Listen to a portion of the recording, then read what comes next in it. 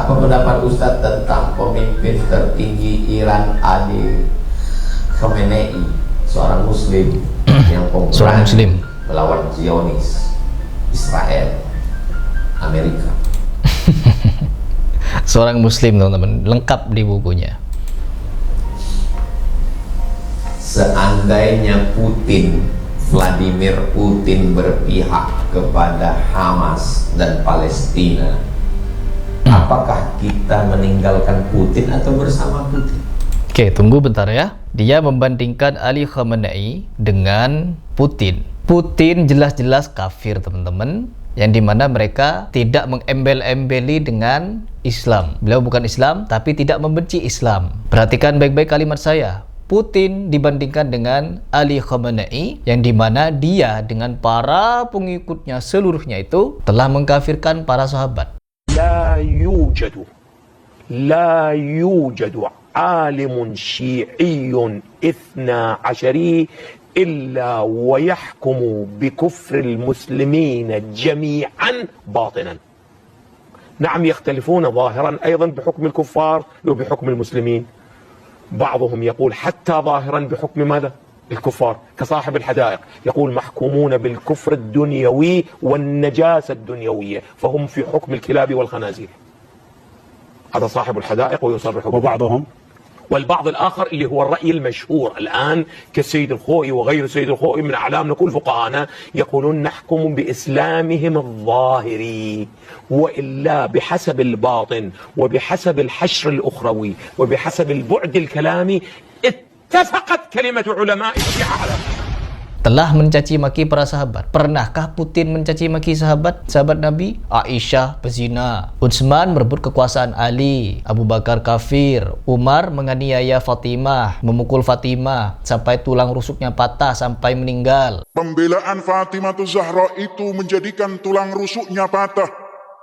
Pembelaan Fatimah Zahra terhadap imamah wal wilayah membuat seluruh tubuhnya lebam karena pukulan dan cambukan orang-orang yang tidak sepakat dengan Ahlul Bait Rasulullah sallallahu alaihi wa alihi. Pernahkah Putin menyatakan itu, memfitnah para sahabat? Putin kafir, tapi Putin tidak memfitnah para sahabat Nabi, tidak mencela istri-istri Nabi, tidak merusak Islam dari dalam, dan bisa kita dakwahi, teman-teman. Putin, Donald Trump, dan lain sebagainya bisa kita dakwahi untuk ikut Islam. Tapi berbeda dengan Ali Khamenei, yang dimana orang ini jelas-jelas kafir munafik. Selain dia kafir juga munafik. Di depan kita dia bertaqiyah, di belakang kita dia mencaci maki para sahabat dan mengkafirkan kita. Ini yang payah.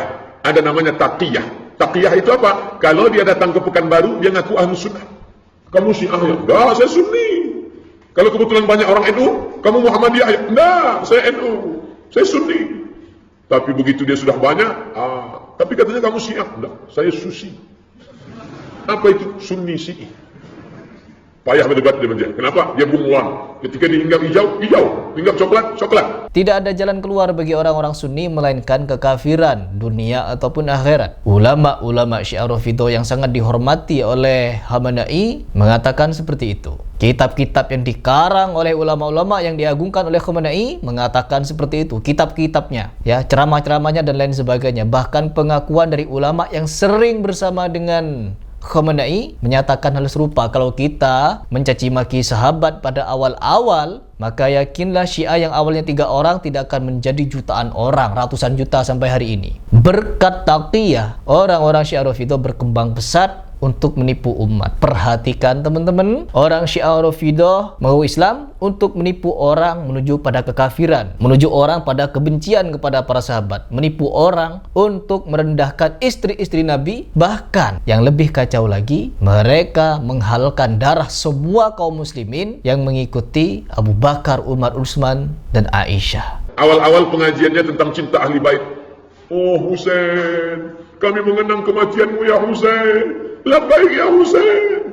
Orang Islam pun sedih mengenang Sayyidina Husain. Husainnya tak salah, Sayyidina Hasan, Sayyidina Husain. Tapi mereka mencomot nama ini, lalu ujung-ujungnya nanti adalah mencaci maki Abu Bakar dan Umar, karena mereka mengatakan Abu Bakar dan Umar merampas kekuasaan yang sebetulnya milik Ali. Fitnah kepada Abu Bakar dan Umar. Ini adalah fakta fakta yang dimana tidak apple to apple untuk dibandingkan dengan Vladimir Putin. Jadi di sini Habib Abdul Somad telah salah di dalam menganalogikan Putin dengan Ali Khamenei.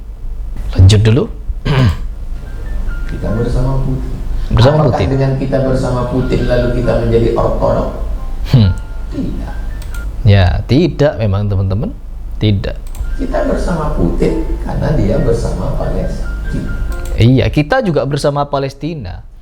Arab Saudi juga bersama Palestina. Kenapa kalian tidak mau bersama orang-orang yang kalian tuduh Wahabi? Kenapa? Kenapa lebih memilih Putin? Kenapa? Misalkan mau terus-terusan berperang di belakang Israel, itu banyak negara-negara adikdaya yang kuat yang siap mensupport ketika Israel dikeroyok misalkan.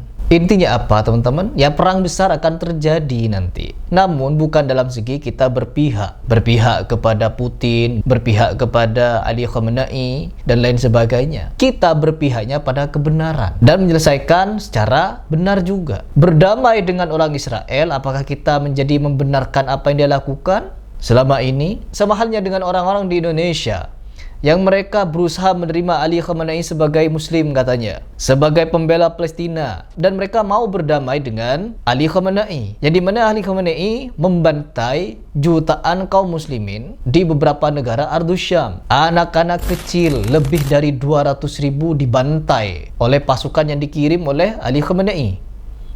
Ya, orang-orang tak bersalah, warga-warga sipil lebih 100.000 diculik oleh mereka yang diutus oleh Ali Khamenei, Syiah Rafidah, dan 300 lebih lainnya dibantai oleh mereka dengan senjata perang kelas berat. Bahkan lebih fatalnya lagi teman-teman, orang-orang Syiah Rafidah menggunakan senjata bahan kimia. Saking ingin menghancurkan negara Sunni, mereka menggunakan senjata kimia. Betapa jahatnya mereka itu. Apakah kalian masih mau bersama dengan orang-orang jahat seperti ini? Perhatikan. Misalkan kalian punya alibi, Iran di dalam melakukan pembantaiannya tidak sendirian, tapi dibantu Amerika, dibantu ini, dibantu itu. Tuh, jelas bahwa dengan bantuan itu, Iran semakin jahat di dalam melakukan tindakan pelanggaran perangnya. Apapun alibi kalian untuk membela Rafidah di dalam melakukan penindasan di negara Sunni tidak bisa dibenarkan. Dan apakah kalian mau berdamai menerima kejahatan itu? Silahkan dipikir.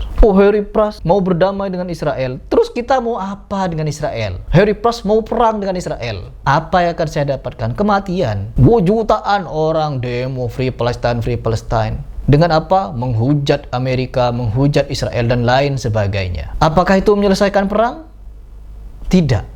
Tidak, teman-teman. Artinya apa? Di sini kalau kita berbicara masalah perang, tidak akan ada ujungnya perang ini, akan perang terus. Dan perang akan menimbulkan kehancuran, kematian, kehilangan orang tercinta, kehilangan harta, kehilangan tempat ibadah, dan berbagai macam hal hilang dari hidup kita apabila kita perang. Apalagi nyawa kita. Nyawa kita ini ya murah, teman-teman, ketika di medan perang. Mau kalian terus-terusan melihat negara Islam berperang? Tidak maukah berdamai? Ketika ada narasi untuk kita mendirikan seperti narasi dari Arab Saudi, di berbagai macam kesempatan mereka meneriakkan untuk mendirikan negara Palestina yang beribu kota di Yerusalem, tanpa perang, akhiri konflik, dan berdamai saja. Tapi masih ada mulut-mulut sumbing yang menyatakan tidak akan mungkin bisa berdamai. Yahudi ingin menguasai Ardus Syam, Yahudi ingin meluluh lantahkan Ardus Syam, lalu setelah itu mereka mendirikan negara yang powerful. Kalau seperti itu rumusnya, maka mau sampai kapan kalian kuat menyaksikan orang-orang Muslim Sunni, apalagi dari anak-anak, perempuan dan lansia, dibantai habis-habisan ketika perang? Mau sampai kapan kalian mau melihat itu? Kita yang hanya nyimak dari HP, dari kejauhan, sedih ya, kita donasi begini lewat Hussein Gaza. Donasi habis-habisan. Di Gaza, habis juga teman-teman. Dan tidak tahu uangnya kemana. Apakah sampai atau tidak? Lanjut dulu, Habib Abdul Somad. Kalau Kim Jong-un, oh, di sini dia menganalogikan coba ya. Korea Utara membela Palestina, kita akan berjalan bersama Kim Jong-un. Iya, Apakah Kim Jong-un pernah berperang di Gaza? Bahkan kalau kita mau berbicara masalah bisnis, teman-teman, perhatikan dukungan dari Korea Utara ataupun Putin, terkhusus Korea Utara, yang dimana mereka mensupport Hamas Palestina untuk terus berperang. Ketahuilah bahwa sejatinya Korea Selatan telah melakukan berbagai macam investigasi. Ada aliran dana yang mengalir kepada Korea Utara dengan skala besar. Artinya apa, teman-teman? Dukungan dari Korea Utara kepada Hamas ataupun Palestina tidak lebih hanya sebatas bisnis, perdagangan senjata secara ilegal pula. Siapa yang mengungkapkan? Korea Selatan. Dan apakah kita percaya pada Korea Selatan? Apakah kita percaya pada Korea Utara? Apakah kita percaya pada Hamas? Apakah kita percaya pada ini, pada itu? Perhatikan, teman-teman, ketika ada hal seperti ini, pasti masing-masing pihak mencari keuntungan. Yang membuat saya sedih juga bagi para penggalang donasi. Apakah dananya sampai? Apakah uangnya bisa membuat perdamaian di Palestina? Apakah bisa merdekakan Palestina? Kesedihan demi kesedihan dipamerkan oleh penggalang dana. Dan apakah membuat Palestina merdeka? Tidak, teman-teman. Makin hancur. Karena apa? Didorong untuk berperang terus. Dan Iran yang memotori Hamas untuk terus berperang selalu memancing berbagai macam keributan di negara-negara Arab, meluncurkan rudal ke sana, ke sini, ke situ, ke berbagai macam tempat. Akhirnya yang menjadi korban warga sipil lagi, di luar area konflik lagi. Sampai Presiden Palestina pun mengecam keras. Aduh.